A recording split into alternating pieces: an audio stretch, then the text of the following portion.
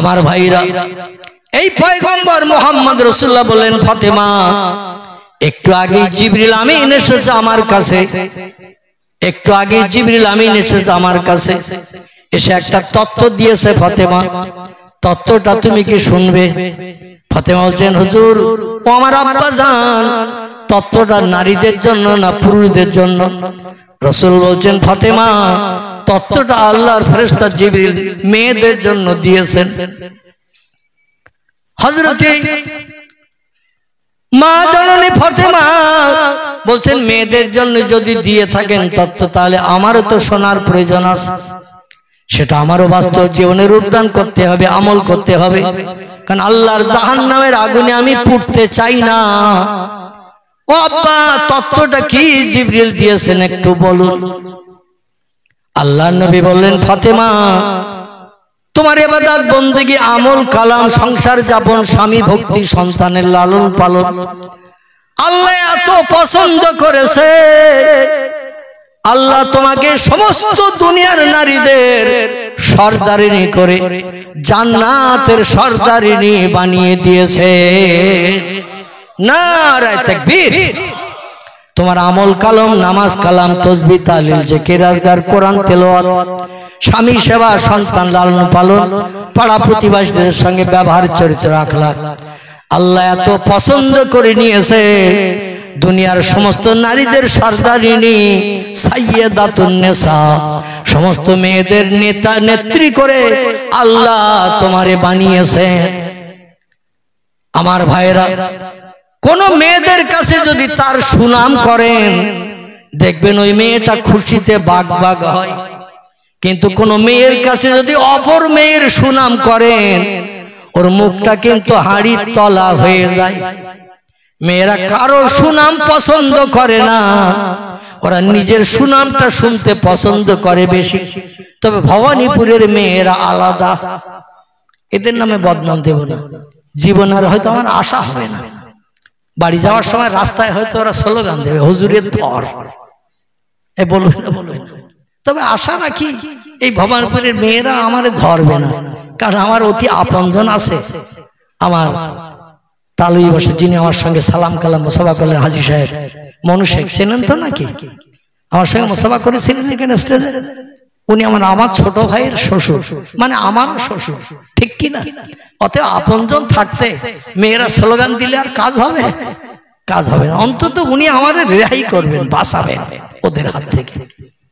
নবী ডেকে বলছেন, ফাতেমা আমি তথ্য দিলাম সাইয়্যিদাতুন নিসা হিসাবে তোমার নাম, শুনে তুমি খুশিতে বাগ বাগ হলে, আনন্দ আত্মহারা হয়ে গেলে। ও ফাতেমা, তবে আমি জিবরিল আমিনের মুখে আর একটা তত্ত্ব শুনেছি, সেটা তো এখন আমি বলি নাই। ফাতেমা বলছেন, মা সালাকা ইয়া আবি মুহাম্মাদুর রাসূলুল্লাহ সাল্লাল্লাহু আলাইহি ওয়াসাল্লাম, আমার আব্বাজান আর তত্ত্ব কি সেটা একটু আমারে শোনান। নবী বলছেন, ফাতেমা तमाम दुनिया नारीদের সরদারিনী আল্লাহ তোমারে বানাবেন, তোমার অনুমতি ছাড়া কোনো মেয়ে জান্নাতে যেতে পারবে না। তবে জান্নাতে প্রথম কিন্তু তুমি যেতে পারবে না, তোমাকে জান্নাতের দরজার বাইরে দাঁড় করিয়ে রেখে কোটি কোটি মেয়েদের চোখের সামনে এই মদিনার পাহাড়ি এলাকার একটা মেয়ে প্রথম জান্নাত উদ্বোধন করবে। আর একটু জোরে বলা যাবে না? নারায়ে তাকবীর। আচ্ছা, অন্য মদিনার একটা পাহাড়ি এলাকার মেয়ে সে যাবে জান্নাতে, কোটি কোটি জান্নাতি নারীদেরকে জান্নাতের দরজার সামনে রেখে, আর ফাতেমা সমস্ত মেয়েদের সরদারনি হবে, নেত্রী হবে, তার অনুমতি ছাড়া জান্নাতে কেউ যেতে পারবে না। কিন্তু তিনি আগে ঢুকতে পারবেন না, অন্য মেয়ে আগে ঢুকবে। তাহলে ফাতেমার ইজ্জত থাকলো? কথা বলে, ফাতেমার সম্মান থাকলো? ফাতেমার চিন্তা ভাবনা ছিল যে আমি যখন জান্নাতের সরদারনি, সব মেয়েদের থেকে সেরা মেয়ে, আল্লাহ আমার নেত্রী বানিয়েছে, নিশ্চয়ই আমি আগে যাব জান্নাতে। ঠিক না ভুল? আল্লাহর পয়গম্বর বলছেন, তোমারে বাইরে রেখে কোটি কোটি মেয়েদের সামনে ওই মেয়েটা প্রথম জান্নাতে ঢুকবে। শোনা মাত্রই মা ফাতেমার মুখটা হাড়ির তলা চুন হয়ে গেল, মুখটা মলিন হয়ে গেল। আল্লাহ নবী বলছেন মা হালুকে মাকবরুকে ইয়া বিনতি, ও কন্যা ফাতেমা, একটু আগেই দেখলাম তোমার মুখে মুস্কি হাসি, আর হঠাৎ করে একটা তত্ত্ব দিলাম, তোমার মুখটা মলিন হয়ে গেল, কালো হয়ে গেল, ব্যাপারটা কি আমি বুঝতে পারলাম না। ফাতেমা বলে আব্বা, কোন মেয়ে সুনাম করলে মেয়েরা খুশি হয়, শুনে সন্তুষ্ট হয়, কিন্তু তার কাছে অন্য কোন মেয়ের সুনাম করলে, তার স্বীকৃতি করলে মেয়েদের মুখ এমনি এমনি কালো হয়ে যায়। অপরের শুভ সংবাদ, শুভ খোঁজখবরি মেয়েরা পছন্দ করে না। তার কারণ হলো মেয়েরা বেকা হাড়ের তৈরি। কি হাড়ের? আপনাদের ভবানীপুরে মেয়েরা সব সোজা হাড়ের, কিন্তু হ্যাঁ এরাও বেকা। আপনি একটা সিদ্ধান্ত নেবেন, ওরা দেখবেন সিদ্ধান্ত আলাদা নেবে। আপনি একটা প্রস্তাব দেবেন, ওরা কিন্তু আপনার প্রস্তাব গ্রহণ করবে না, আলাদা প্রস্তাব দেবে, কারণ ওদের বানানো হয়েছে বেকা হাড় দিয়ে।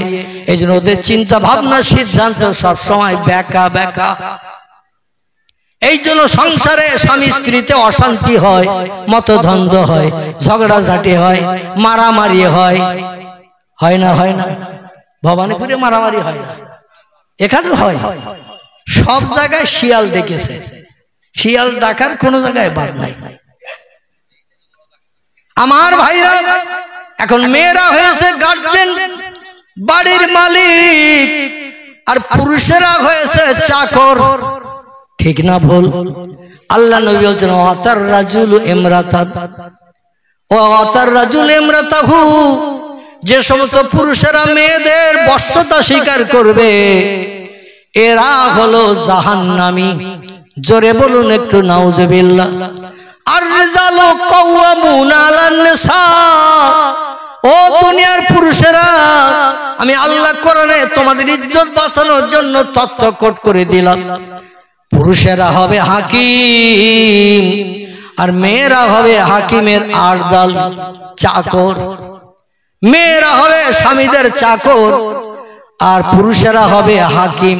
হাকিম যেটা বলবে চাকর সেটা শুনবে, চাকর যেটা বলবে হাকিম যদি সেটা শোনে, তাহলে আমার জাহান্নাম তাদের জন্য হালাল হয়ে যাবে। জোরে বলুন একটু নাউজুবিল্লাহ। নবী ডেকে বলছেন ফাতেমা, মুখ কেন কালো হলো? বলে আগে সম্মান পেলাম যথেষ্ট, একটা তত্ত্ব দিলে আমার সম্মান ধুলাই মিশে গেছে। ও আব্বা, আমি পর্দা পুশিদার ভিতরে থাকি, আমার চেহারা কোনো পরপুরুষকে দেখাই না। আল্লাহ কোরআনে হিজাব ফরজ করে দিয়েছেন, মেয়েদের জন্য মাথার তালু থেকে নিয়ে পায়ের তালু পর্যন্ত আল্লাহ ঢেকে রাখার জন্য পর্দা ফরজ করে দিয়েছেন। বেটাদের ছেলেদেরও পর্দা ফরজ আছে। বেটা ছেলেদের পর্দা হলো নাভির উপর থেকে নিয়ে হাঁটুর নিচে পর্যন্ত, এটা সব সময় ঢেকে রাখতে হবে। এটা হলো ছেলেদের পর্দা। আর মেয়েদের পর্দা হলো মাথার তালু থেকে নিয়ে পায়ের গোড়ালি পর্যন্ত, গোড়ালির নিচ পর্যন্ত। এই দেহের অঙ্গ প্রত্যঙ্গ যদি কোনো পুরুষ মানুষ, অবৈধ পুরুষ স্বামী ছাড়া, নিজের বাপ ছাড়া, নিজের ছেলে ছাড়া যদি অবৈধ কোনো পুরুষ দেখে, ওই জায়গাগুলো জাহান্নামের আগুন সাবান দিয়ে ধুইয়ে ধুইয়ে ময়লা পরিষ্কার করা হবে। জোরে বলুন একটু নাউজুবিল্লাহ। আল্লাহ নবীকে ফাতেমা ডেকে বলছেন আব্বা, পর্দা পুশিদায় থাকে, জীবনে চেহারা কাউরে দেখাই না। কারণ আল্লাহর নবী হাদিস শরীফে জানিয়েছেন, মেয়েরা 4টি আমল যদি পাকাপাকি করে এদের জন্য জান্নাতের যে কোনো দরজা খোলা। জোরে বলুন একটু সুবহানাল্লাহ, নারায়ে তাকবীর। কটা আমল? মেয়েরা আমল যদি করে 4টা, আর আল্লাহ কোরআনে সূরা বাকারায় বলেন পুরুষের আমল করতে হবে 3টা। মনে আছে তো আমার ভাইরা?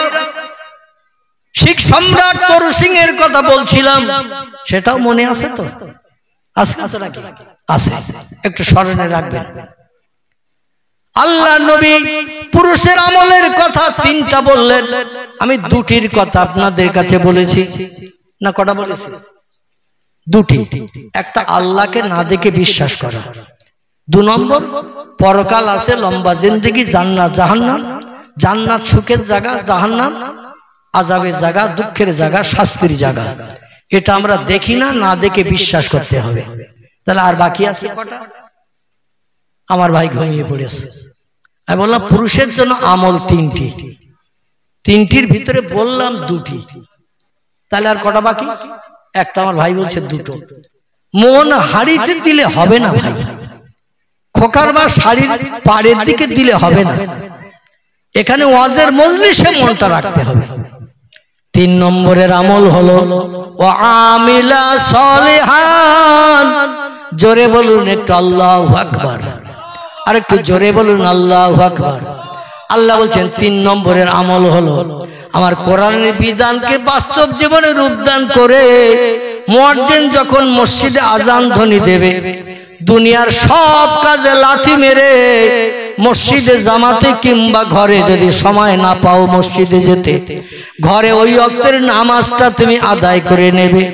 হাতে যখন সময় পাবে আমার পবিত্র জবানি সত্য কথা কোরআন শরীফ তেলাওয়াত করবে। হাতে যখন সময় পাবে আমার নামের জপ জিকির তাসবিহ তাহলিল করবে। রমজান মাস যখন এসে যাবে, সূর্য উদয়ের আগ থেকে নিয়ে সূর্য অস্তমিত পর্যন্ত আমার ফরজ হুকুম ইয়া আইয়ুহাল্লাযীনা আমানু কুতিবা আলাইকুমুস সিয়াম। জোরে বলুন আল্লাহু আকবার। তোমাদের জন্য 12 মাসের ভিতরে রমজানের একটা মাস আমি রোজা ফরজ করে দিলাম। সারাদিন না খেয়ে অনাহারা থাকবে, আমার রোজা যেন ভঙ্গ করবে না, রোজা যেন নষ্ট করবে না। এই কাজগুলো হলো আমলে সলেহা। আল্লাহ বলছেন ও দুনিয়ার মানুষ ওয়াল ইয়াউমিল আখিরে ওয়া আমিলা সলেহান, আমার কোরআনের আইন মোতাবেক আমলে সলেহা ভালো ভালো কাজগুলো তোমরা করে নেবে। যদি তোমরা করে নিতে পারো ফালাহুম আজরুহুম ইনদা রাব্বিহিম, তোমাদের জন্য উত্তম পুরস্কারে বিভূষিত করা হবে। জোরে বলুন একটু সুবহানাল্লাহ। উত্তম পুরস্কার তোমাদের দেয়া হবে। কি? আল্লাহ বলছেন ফালা খাউফুন আলাইহিম, দুনিয়ার জমিনে যদি কোনো বিপদে মুসিবতে পড়ো তোমাদের ভয় করতে হবে না। ওয়ালা হুম ইয়াহজানুন, রাতের আধারে বালিশে মাথা দিয়ে শুয়ে আগামীকালের সমস্যার জন্য চিন্তা ভাবনা করতে হবে না। সব সমস্যার সমাধান আমি আল্লাহ আমার কুদরতি হাতে করে আগামীকাল সকালবেলা তোমার মুখে হাসি ফুটাবো, আমার কোরআনে তথ্য কোড করে দিলাম। জোরে বলুন একটু সুবহানাল্লাহ। তাহলে আমল করতে হবে কটি? তিনটি। একটা হলো আল্লাহরে না দেখে বিশ্বাস করতে হবে, 2 নম্বর পরকাল বিশ্বাস করতে হবে, জান্নাত জাহান্নাম আছে এটা না দেখে বিশ্বাস করতে হবে, 3 নম্বর কোরআনে আল্লাহ যত আমাদের জন্য হুকুম করেছেন তার রেজামন্দির জন্য যত আমল করার কথা বলেছেন সবগুলো বাস্তব জীবনে রূপদান করতে হবে। তাহলে আল্লাহ বলছেন ফালা খাউফুন আলাইহিম, বিপদে মুসিবতে কোনো ভয় পেতে হবে না। গোবর সাহেব সামনে ফেনা ধরে থাকলো তোমার সবল দিয়ে দংশন করবে না। তোমার সামনে যদি সুন্দরবনের রয়্যাল বেঙ্গল টাইগার এসে দাঁড়ায় তোমার ভয় পেয়ে গাছের মাথায় উঠতে হবে না। আমি আল্লাহ তোমাদের সব বিপদে মুসিবতে সাহায্য করে মুখে হাসি ফুটাবো। জোরে বলুন সুবহানাল্লাহ। আচ্ছা, এই আমল 3টে আমরা করতে পেরেছি? খোদার কসম এই আমল 3টে যদি আমরা পাকাপাকি করতে পারতাম, রাতের বেলা মশারি টানিয়ে কোনোদিন শোয়ার দরকার হতো না। মশার বাবার ক্ষমতা নাই। সৃষ্টি শ্রেষ্ঠ জাতি লাকাদ খলাকনাল ইনসানা ফি আহসানি তাকওয়িম। আল্লাহ বলেছে যত সৃষ্টি পৃথিবীতে বানিয়েছি দুনিয়ার সৌন্দর্য শ্রীবৃদ্ধির জন্য, এই সমস্ত সৃষ্টির ভিতরে আমি মানুষকে সেরা করে বানিয়েছি। মানুষ যদি সেরা হয় পিঁপড়ে কি মানুষকে কামড়াতে পারে? কথা বলতে হবে। মানুষ যদি সৃষ্টির সেরা হয়, পিঁপড়ে যদি নিকৃষ্ট হয়, ওরা কি মানুষকে কামড়াতে পারে? মশাকে ইনজেকশন দিতে পারে, সার্পকে মাথায় কুটকাট করে রাতের গভীরে কামড় দিতে পারে। কোন সৃষ্টির বাবার ক্ষমতা নাই, কারণ আল্লাহ কোরআনে বলছেন বিসমিল্লাহির রহমানির রহিম হুয়াল্লাযী খালাকা লাকুম মা ফিল আরদি জামিআ। জোরে বলুন একটু আল্লাহু আকবার, আর একটু জোরে বলুন আল্লাহু আকবার। অসুবিধা হচ্ছে আপনাদের শুনতে? আমি কোরআন ও হাদিসের আলোকমালায় আপনাদের কাছে কিছু আলোচনা রাখছি, কারণ যে মজলিসে কোরআনের আলোচনা হয় না, কোরআনের আয়াত পড়া হয় না, নবীজির জওয়ানি হাদিসের কথা বলা হয় না, ও মজলিসটা হলো শুকনো মজলিস। কি মজলিস বললাম? শুকনো মজলিস। ও মজলিসের রাত জেগে বসে থাকলে লাভ কিছু পাওয়া যাবে না, কারণ কোরআন হাদিসের আলোচনা না হলে সে মজলিসে আল্লাহর রহমত আসে না, রহমত আসে না। এই জন্য এই রাতের গভীর হয়ে যাচ্ছে। কটা বেজেছে ভাই? কটা? 11টা বেজে গেছে, বেশি হয়ে গেছে। তাহলে তো প্রায় 2 ঘন্টার কাছাকাছি হতে গেল। এখন তো আমার ডালপালা অনেক বেরিয়ে গেছে, ঠিক কি না? ডালপালা অনেক বেরিয়ে গেছে। এই সব ডালপালাগুলো এক জায়গায় করে বক্তব্য রাখতে গেলে এখনো ঘন্টা 2-2.5 সময় লেগে যাবে। তবে আমি সেদিকে নিয়ে যে অত লম্বা বক্তব্য রাখবো না, কারণ আমি মাজুর অসুস্থ ব্যক্তি, আর আমি বক্তৃতা শুরু করলে আমি আর ঘড়ির দিকে তাকাই না। 3 ঘন্টা, 3.5 ঘন্টা, 4 ঘন্টা এই বক্সরা পলিয়ান পাড়ায় 6.5 ঘন্টা এক স্টেজে বক্তৃতা করেছি। বক্সরা নাম শুনেছেন? এই বক্সরার পলিয়ন পাড়া 4 জন বক্তার দাউদ, 3 জন আসেন। আমি অধম একা গেছি, 12 হাড়ি বিরিয়ানি রান্না করেছে। এখানে আজ কিছু হয়েছে নাকি? হ্যাঁ হয়েছে। সেখানে 12 হাড়ি বিরিয়ানি রান্না করেছে পলিয়ন পাড়া বক্তারা। বলছে হুজুর 3 জন তো আসেনি, আপনি একা এসেছেন। এখন আমাদের রান্না শেষ হতে রাত 1টা বেজে যাবে। 12 হাড়ি বিরিয়ানি রান্না করতে হবে, তারপরে তো তাওয়ার পরিবেশন হবে। তো আমি বললাম তো আমি একা কি করব? বলে এশার নামাজ 8টায় হবে, 8টার পরে আপনি বলবেন, 1টার আগে যেন ছাড়বেন না। বুঝতে পেরেছেন তো? তো দেখতে দেখতে কম বেশি 6.5 ঘন্টার মতো বক্তৃতা আমার রাখতে হলো। আমি একটু লম্বা লম্বা বক্তব্য রাখতাম, যার কারণে আল্লাহ পাক কঠিন রোগে আক্রান্ত করেছিলেন আমাকে। আমার ছেলেদের বক্তব্য 1 থেকে 1.5 ঘন্টার বেশি যেন তুমি ওয়াজ করো না, কারণ তুমি অসুস্থ। কিন্তু আমি গতকালকেও 2 ঘন্টা 10 মিনিট ওয়াজ করেছি, সেই মাদারপাড়া ঢলা ফকির সাহেবের গ্রাম মাদারপাড়া, সেখানে। তার আগের দিন আমি জলসা করলাম নৈনান, দক্ষিণ 24 পরগনা নৈনান মাদ্রাসা। তো জলসা করতে করতে 2 ঘন্টা 40 মিনিট হয়ে গেছে। 2 ঘন্টা 40 মিনিট আমি শেষ বক্তা। মুর্শিদাবাদের একজন বক্তা ছিল। তো যাই হোক, শেষ বক্তা হিসেবে রাত 1টায় তুলেছে আমারে। 3:30 পর্যন্ত জলসা করেছি। হুজুর আরো 8 ঘন্টা বলেন। আমি আর পাচ্ছি না ভাই, মানে 4টে পর্যন্ত বলতে হবে, ফজরের আজান দেবে, বাড়ি চলে যাবে। ওদের চিন্তা আমি আর পাচ্ছি না ভাই। তো যাই হোক, আজকের বক্তব্য রাখতে রাখতে প্রায় 1.5 ঘন্টার উপরে হয়ে গেছে, কারণ 9:30টার দিকে সম্ভবত আমি শুরু করেছিলাম, 9:40-45 বোধ হয়। তো দেখতে দেখতে 11:30টার উপরে হয়ে গেছে। খুব সংক্ষেপ করে তত্ত্বকথা ডালপালাগুলো এক জায়গায় করে নিয়ে আসি। হযরতে ফাতেমা বলছেন, আব্বা আমার উপরে আমলকারী নিশ্চয়ই ওই মেয়েটি হবে। মেয়েটার নাম কি? রাসূল বলছেন মেয়েটার নাম হলো মাজিদা। কি নাম? আরেকবার বলে, মাজিদা। তার স্বামীর নাম হলো আব্দুল্লাহ। কি নাম? নবীজির বাবার নামে তার স্বামীর নাম হলো আব্দুল্লাহ। এই নামগুলো রাখা ভালো না খারাপ?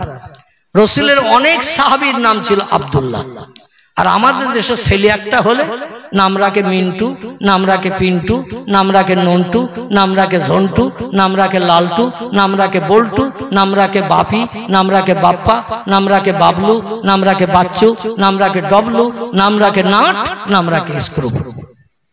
মেয়ে যদি হয় ওই রকম নাম, জোসনা, চম্পা, ঝর্ণা, নাইস, বিউটি, ডলি, ফুলি, সাথী, আরনিকা। হোমিওপ্যাথি ওষুধ খাইয়ে দেন, জ্বর সেরে যাবে। আরনিকা মেয়ের নাম। আজ ইংরেজি মডেল তৈরি হওয়ার কারণে আরবির নাম নিশানা গন্ধ আমাদের ভিতরে আর আছে, আর সব মডার্ন নাম। নাইস মানে অপরূপা সুন্দরী, চেহারাটা কয়লার মতো কালো। চোখ একটা কানা, হাত একটা নুলো, পা একটা খোড়া, মেয়ের নাম রেখেছে নাইস। যে নাইস নামের বাংলা মানে কি তাও জানার দরকার নেই। ও সলিমউদ্দিন চাচার মেয়ের নাম নাইস, ওরও মেয়ের নাম রেখেছে নাইস। মেয়ের নাম রেখেছে বিউটি। কি নাম? বিউটি, ইংরেজি নাম সুন্দরী, কিন্তু তার দুটো চোখ অন্ধ। কটা? দুটো চোখ অন্ধ, দুটো পা নুলো, জবান বোবা, নাম রেখেছে বিউটি। জোরে বলুন একটু নাউজুবিল্লাহ। ভবানীপুরে অবশ্য নাম নেই, আছে নাকি? নেই। আল্লাহ নবী বলছেন, ও মা ফাতেমা, মেয়েটির নাম হলো মাজিদা, তার স্বামীর নাম হলো আব্দুল্লাহ। এ ছেলেটা জঙ্গলে কাঠ কাটে, বোঝা করে নিয়ে মদিনার বাজারে আসে। মদিনার বাজারে শুকনো কাঠগুলো কেটে এনে বিক্রি করে। কাঠ বেচা পয়সা আল্লাহ যা দেন দৈনন্দিন, ওই কাঠ বেচা পয়সা দিয়ে নিয়ে জব কিনে নিয়ে, গম কিনে নিয়ে, সংসারে প্রয়োজনীয় তেল নুন ঝাল পেঁচ কিনে নিয়ে বাড়ি এসে বিবির হাতে তুলে দেয়। তার বিবি রান্না বান্না করে স্বামীকে সেবা যত্ন করে খাওয়ায় এবং সংসারে কাজকর্ম করার পরে যতটা সময় পায় আল্লাহ ইবাদত বন্দেগীতে বেশি বেশি আত্মনিয়োগ হয়ে যায়। তার ইবাদত বন্দেগী আল্লাহ এত পছন্দ করেছে, সংসার যাপনের পর ও ফাতেমা, আল্লাহ তোমাকে জান্নাতের দরজার বাইরে রেখে ওই মেয়েটাকে দিয়ে প্রথম জান্নাত আল্লাহ উদ্বোধন করে দেবে। হযরত ফাতেমার চোখ দিয়ে টপ টপ করে পানি পড়া শুরু হয়ে গেছে। মান সম্মান ইজ্জত তো আর থাকলো না, জান্নাতের সামগ্রী সাইয়্যিদাতুন নিসা হয়েও তো লাভ হলো না। আমারে বাইরে রেখে মদিনার প্রত্যন্ত এলাকার পাহাড়ি এলাকার মেয়ে জান্নাতে প্রথম ঢুকে যাবে। ফাতেমা কান্না শুরু করেছে। নবী বলছেন, ফাতেমা কাঁদছো কেন তুমি মা? ফাতেমা বলে, আব্বা এমন কি ইবাদত করেছে আমার থেকে বেশি, যদি একটা বার মেয়েটার চেহারা দেখতে পেতাম, সবাইকে বাইরে রেখে প্রথম জান্নাতে ঢুকে জান্নাত উদ্বোধন করবে। দুনিয়ায় তার চেহারাটা একটু দেখে নিতে পারলে হাসরের মাঠে আমার চিনতে সুবিধা হবে। এই জন্য আমি কাঁদছি। ওই মেয়েটারে এই বাস্তব দুনিয়ায় বেঁচে থাকা অবস্থায় একটাকে বার কি দেখার সুযোগ হবে। আল্লাহ নবী বলেন, নাম ইয়া বেনতি, ও কন্যা ফাতেমা, আমলকারী নারীরে দেখতে চাইলে আমি নবী তোমার দেখার পারমিশন দিয়ে দিচ্ছি। কারণ ভালো আদর্শ, ভালো চরিত্র দেখলে মানুষের মতো চরিত্র আদর্শ তৈরি করার সুযোগ পায়, সুবিধা পায়। ঠিক না ভুল? সুযোগ পায়। এই জন্য তুমি যেতে পারো এই মদিনার প্রত্যন্ত এলাকা দিয়ে ওই পাহাড়ি এলাকায় যাবে মা। আর এই পাহাড়ের পাদদেশে পাথরের উপরে পাথর সাজিয়ে প্রাচীর দিয়ে ঘেরা, প্রাচীরের একটা দরজা আছে, ওই দরজাটা লাগিয়ে রেখে মেয়েটা সংসারের কাজকর্ম বাড়ির সদরে উঠানের ভিতরে করে। তুমি একবার দেখা করে এসো, তার কাজকর্মের আমলটা দেখে এসো, কি আমলের কারণে আল্লাহর জান্নাতে প্রথম যাওয়ার অধিকার অর্জন করেছে। হযরতে ফাতেমা ডেকে বলেন, আব্বা আগামীকাল সকালবেলা স্বামীর সেবা যত্ন করে খাইয়ে কাজে পাঠিয়ে দেব। হযরতে আলী দিন মজুরি করতেন দৈনন্দিন, আবার 5 ওয়াক্ত নামাজ পড়তেন, সময় পেলে কোরআন তেলাওয়াত করতেন, পয়গম্বরের মজলিসে বসে বসে হাদিস শরীফ শুনতেন, সে মতো আমল করে চরিত্র গঠন করতেন। এই জন্য দুনিয়ায় বেঁচে থাকতে হযরতে আলী জান্নাতের সার্টিফিকেট পেয়েছেন। সেই আলীর বিবি ফাতেমা বলছেন, স্বামীকে সকালবেলা নাস্তা পানি খাইয়ে দিয়ে আমার 2 ছেলে এদেরও আমি কিছু নাস্তা পানি করিয়ে দিয়ে সকালের প্রাতরাশ করিয়ে দিয়ে আমি আমার বাবা আপনার কাছে আমার 2 ছেলেরে পাঠিয়ে দিয়ে স্বামী তো চলে যাবে কাজে, হাতে সময় পাবো ওই প্রত্যন্ত এলাকার মেয়েটার সঙ্গে আমি একটু দেখা সাক্ষাৎ করে তার আমলের কাজগুলো দেখে আসবো। আমার কাজের ভিতরে যদি কিছু ঘাটতি থাকে ওগুলো দেখে আমি ঘাটতি পূরণ করে নেব। মেয়েদের যদি এখন আমি বলি পর্দা পুশিদায় রাস্তাঘাটে বার হওয়া শরীয়তে মেয়েদের জায়েজ আছে, পর্দার ভিতরে থাকবেন, চেহারা কাউকে দেখাবেন না, হাতে হাত কভার দিলে ভালো হয়, পায়ে মজা দিলে ভালো হয়, চোখের উপরে জালি লাগিয়ে দিলে ভালো হয়, দিয়ে আপনি রাস্তাঘাট দেখতে পাবেন। মেয়েরা বলবে ও মৌলবীর আর ভিটেই তুলো না, এ বলবে না, বলবে না ও মৌলবীর আর ভিটেই তুলো না। আমার ভাইরা, হযরত ফাতেমা জোহরা আলী রাদিয়াল্লাহু আনহু বললেন আমি একটা জায়গায় একটু যাব নিজের বিশেষ প্রয়োজনের জন্য, আপনার কাছে অনুমতি চাইছি। বলে আমার কাছ থেকে অনুমতি না লাগে তোমার বাবার কাছ থেকে অনুমতি নাও, তোমার বাবা অনুমতি দিলে ওই অনুমতিতে আমার অনুমতি। জোরে বলুন সুবহানাল্লাহ। ফাতেমা ডেকে বললেন স্বামী, ইয়া জাউজি, এ প্রাণের স্বামী, গতকাল আমার বাবার কাছ থেকে আমি অনুমতি নিয়ে নিয়েছি।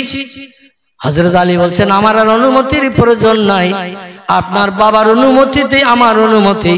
আমি তো কাজে যাব ইহুদিদের ঘরে, খেজুর পাড়া কাজ করব, কুয়ার থেকে বালতি দড়ি ফেলে দিয়ে পানি উঠাবো, মশক ভরে ভরে মালিকের বাড়ি ইহুদির বাড়ির বড় বড় মেটেগুলো ডোলগুলো ভর্তি করব, বাড়ি ফিরবো সেই জোহরের নামাজের আগ মুহূর্তে, মসজিদে নববীতে বা জামাত জোহরের নামাজ পড়বো। এই সময়ের ভিতরে যেখানে পারো তুমি ঘুরতে যেতে পারো, আপত্তি নাই, কারণ তুমি তো পর্দা পুশিদা ছাড়া বাইরে বার হও না।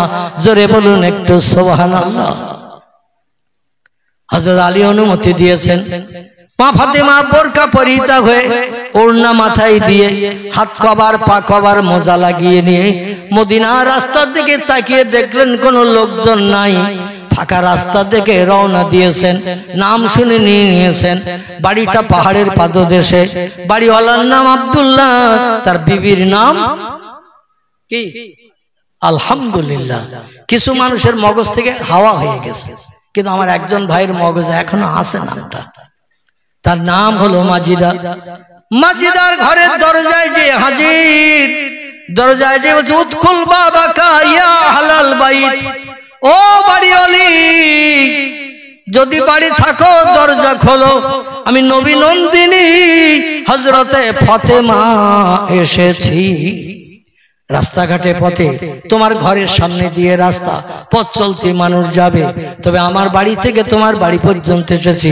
ফাঁকা রাস্তা ছিল, দুপুর রৌদ্রে, লোকজনের সঙ্গে সাক্ষাৎ হয়নি, এই জন্য কারো পাশ কাটাতে হয়নি।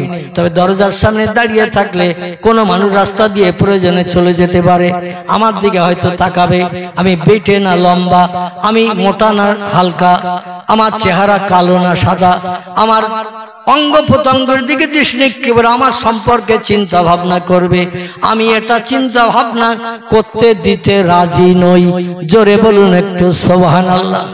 দরজা খোলো গো, দরজা খোলো, আমি নবী নন্দিনী আলীর বিবি হাসান হোসেনের মা এসে গেছি। বাড়িওয়ালি দরজার কাছে এসে বলছেন মা নামতে মাইস মুখে, কি আপনার পরিচয়, আপনার নামটা কি বলেন? বলছে ইসমি ফাতিমা, আমার পিতার নাম হলো মুহাম্মদ রাসূলুল্লাহ, আমার নাম ফাতেমা, আপনার দরজায় এসেছি, দরজা খোলেন। আমি মেয়ে ছেলে, আপনিও মেয়ে ছেলে, তাড়াতাড়ি দরজা খুলে অন্দর মহরে আমার ঢোকার সুযোগ করে দিন। মেয়ে ছেলেটি বলছে বেয়াদবি ক্ষমা করবেন, স্বামীরা হলো নারীদের হাকিম, হাকিমের হুকুম ছাড়া, হাকিমের অনুমতি ছাড়া আল্লাহ কোনো কাজ করতে মেয়েদের নিষেধ করে দিয়েছেন। জোরে বলা যাবে না একটু সুবহানাল্লাহ? নারায়ে তাকবীর। আমার স্বামী জঙ্গলে কাঠ কাটতে গেছে, ফজরের নামাজ বাদ টিফিন করে নাস্তা পানি করে চলে গেছে, বাড়ি আসবে সন্ধ্যার দিকে, কাঠ বিক্রি করে পয়সা দিয়ে কিছু সংসারে প্রয়োজনীয় চাল আটা তেল পেঁয়াজ ইত্যাদি যা লাগবে কিনে আনবে। আপনি এসেছেন, হঠাৎ আসবেন আমি তো জানি না, জানলে স্বামীর কাছ থেকে অনুমতি নিয়ে রাখতাম। বেয়াদবি নেবেন না, আজকের ফিরে যান, আগামীকাল সকালবেলা দয়া করে আসবেন। আমার এই কথাটা বলা উচিত হচ্ছে না, কারণ জান্নাতের সর্দারিনী নারী আপনি, আপনার অনুমতি ছাড়া কোনো মেয়ে জান্নাতে যেতে পারবে না। আর সেই মেয়েটাকে আমি আগামীকাল আজ ফিরিয়ে দিয়ে আসতে বলবো, আমি বড় লজ্জা পাচ্ছি, কিন্তু আমার হাকিম হলো আমার স্বামী, আর রিজালু কাওয়ামুনা আলান নিসা, নারীদের হাকিম করে স্বামীদের বানানো হয়েছে। এই জন্য স্বামী বাড়ি আসলে সেবা যত্ন করে, তস খাতির করে, উদারের ক্ষুধা নিবৃত্তি করিয়ে রাতের বেলা যখন বিছানা সজ্জায় শয়ন করবে, মন মস্তিষ্কটা ভালো থাকবে, তখনই আমার স্বামীর কাছ থেকে আগামীকালের অনুমতি আমি নিয়ে নেব। জোরে বলুন সুবহানাল্লাহ। আর আমাদের মেয়েরা মাঠের থেকে রোদিয়ে পুড়িয়ে জল করে, জাল টেনে মাছ ধরে বাড়ি এসেছে, স্বামীর একটু পানি খাওয়ার সুযোগ দেবে, তোমার মা এই করিয়েছে, তোমার বাপ ওই করিয়েছে, তোমার বাপের আর মারে নিয়ে থাকো, আমি আর থাকবো না। এখানকার মেয়েরা অবশ্য বলে না, বলে? আমার তো মনে হচ্ছে বলে না। মানে স্বামীর মন মস্তিষ্কটা একটু যাচাই করার সুযোগ পেল, মনটা নরম হোক, তারপরে তোর গরম কথা বল, ও একটু থাতানি দেবে, তোরে বুঝবে। কিন্তু ও তো গরম হয়ে মাঠের থেকে জলকর থেকে বাড়ি এসেছে, আর তুইও 33,000 ভোল্টেজ নিয়ে অ্যাকশন করছিস। সঙ্গে সঙ্গে দৌড়িয়ে যে গুলুম করে মেরেছে মারে এক লাথি। বোর পেছনে শুধু কুটকাট কুটকাট করিস কেন? এ বলে না, বলে না, আমার বোর পেছনে শুধু কুটকাট কুটকাট করিস কেন? শুধু দোষ ধরিস কেন? তোর কি দোষ হয় না? নাউযুবিল্লাহি মিন যালিক।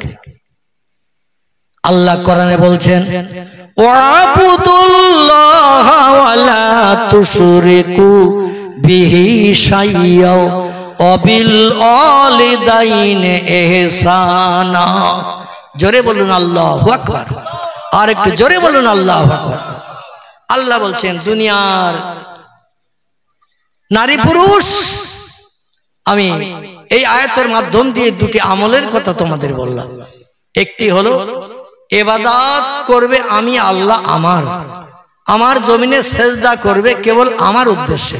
ওয়াবুদুল্লাহ, আমার জন্য সেজদা করবে, ইবাদত করবে, উপাসনা করবে কেবল আমি আল্লাহ, আমার জন্য। কারণ আমি তোমাদের পৃথিবীতে পাঠিয়েছি কেবল আমার ইবাদতের জন্য। ওমা খলাকতুল জিন্না ওয়াল ইনসা ইল্লা লিয়াবুদুন। জোরে বলুন একটু আল্লাহু আকবার। আল্লাহ বলছেন, দুনিয়ায় তোমাদের পাঠিয়েছি কেবল আমার ইবাদতের জন্য। আমার ইবাদত যখন হয়ে যাবে, সময় মতো ওয়াক্ত মতো নামাজ হয়ে যাবে, রমজান মাসে রোজা রেখে দেবে, সুযোগ পেলে কোরআন তেলাওয়াত করবে, রাস্তাঘাটে পথে চলবে, সুবহানাল্লাহ, আলহামদুলিল্লাহ, লা ইলাহা ইল্লাল্লাহ জিকির করবে রাস্তাঘাটে পথে। তুমি বান্দা যদি আমার হও, আমি আল্লাহ তোমার হয়ে যাব। জোরে বলুন একটু সুবহানাল্লাহ। আমার ইবাদতের পরে 2 নম্বরের দায়িত্ব তোমাদের কাঁধে চাপানো হলো, সেটি হলো ওয়াবিল ওয়ালিদাইনি ইহসানা। তোমার বাপ মায়ের সঙ্গে ব্যবহার সৎ করবে, নরম ব্যবহার করবে, তোমার বাপ মাকে ভালো চোখে দেখাবে। জোরে বলুন আমিন। একটু তাকবীর উচ্চ হবে, নারায়ে তাকবীর, নারায়ে তাকবীর। সিলসিলায়ে হক ফুরফুরা শরীফ, সিলসিলায়ে হক ফুরফুরা শরীফ, মুজাদ্দিদ জামানের আওলাদ, মুজাদ্দিদ জামানের আওলাদ জনাব পীরজাদা হুজুর কিবলা, জনাব পীরজাদা হুজুর কিবলা। নারায়ে তাকবীর। ওমা আলাইনা ইল্লাল বালা।